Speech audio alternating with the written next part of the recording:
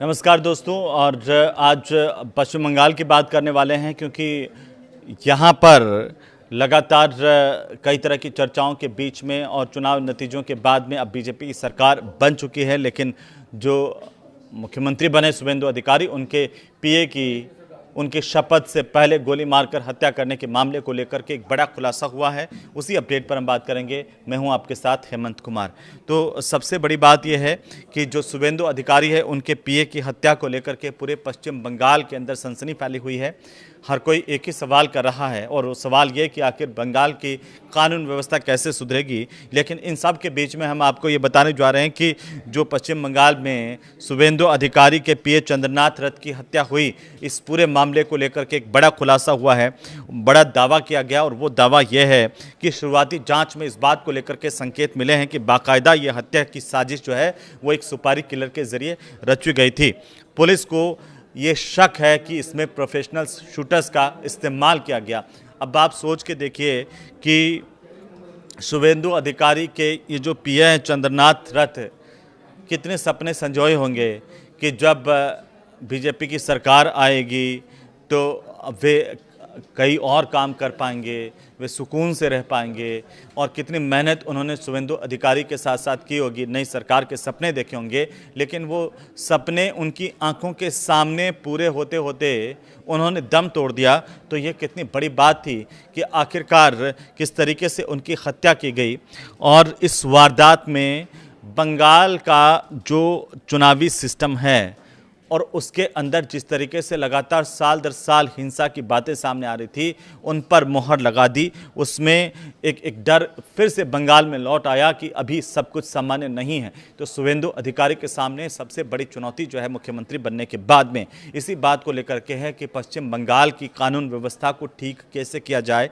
लेकिन कई लोग कह रहे हैं कि आखिरकार कैसे ठीक होगी जब ये जो तमाम तरह की चीज़ें बंगाल में हुई और इतने सालों से जो आपराधिक प्रवृत्ति के लोग जमे हुए हैं, डटे हुए हैं, वो हर दल में हैं। उनको इस तरीके से उनको साफ करना कोई छोटी बात नहीं है। तो एक बड़ी चुनौती शुभेंदु अधिकारी के सामने है।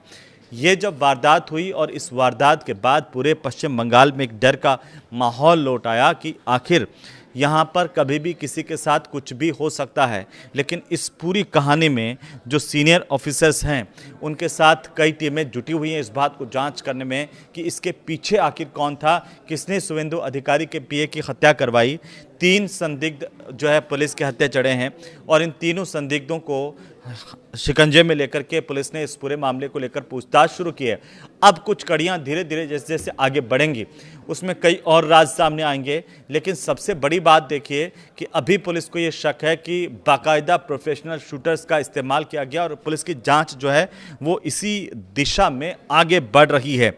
हत्या में इस्तेमाल की गई जो दूसरी बाइक है वो भी पुलिस के हाथ लग गई है।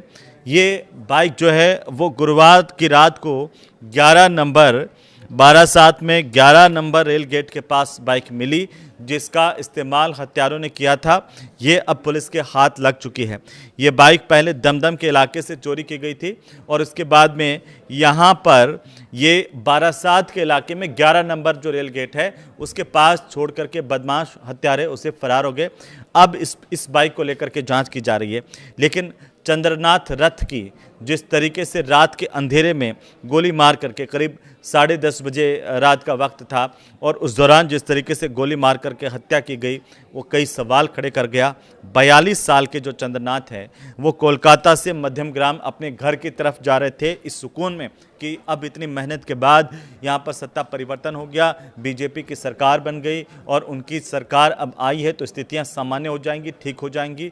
लेकिन क्या पता था उन्हें कि जब वो अपने घर की तरफ जा रहे हैं और इसी दौरान उनकी हत्या की जाएगी।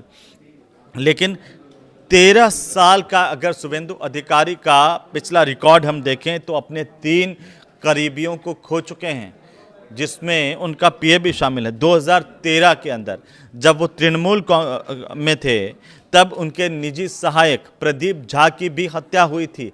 आप ये देखिए, और प्रदीप झा की मौत हो गई थी। संदिग्ध मौत के बाद सवाल उठे थे।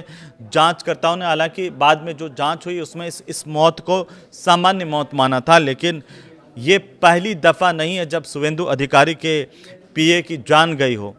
तो अब जांच में क्या कुछ आया ये दिगर बात है, अलग बात है। और उस जांच में हालांकि सामान्य ही बताया था जांचकर्ताओं ने। 2018 में शुभेंदु अधिकारी के जो पीएसओ थे शुभव्रत चक्रवर्ती, वो भी मृत मिले थे और पुलिस ने इसे आत्महत्या माना था कि उन्होंने खुद ही सुसाइड कर लिया। इसके बाद में 2021 में आइए तो शुभेंदु के एक और पर्सनल असिस्टेंट है पुलक लाहिड़ी, उनकी भी असामान्य परिस्थितियों में मौत हो गई थी। यह बहुत चौंकाने वाला तथ्य है दोस्तों, किस तरीके से शुभेंदु अधिकारी के जो करीबी उनके सहायक, चाहे वो पीएसओ, पीए रहे, असिस्टेंट रहे, उनकी असामान्य मौत को लेकर के पहले भी सवाल खड़े हुए हैं।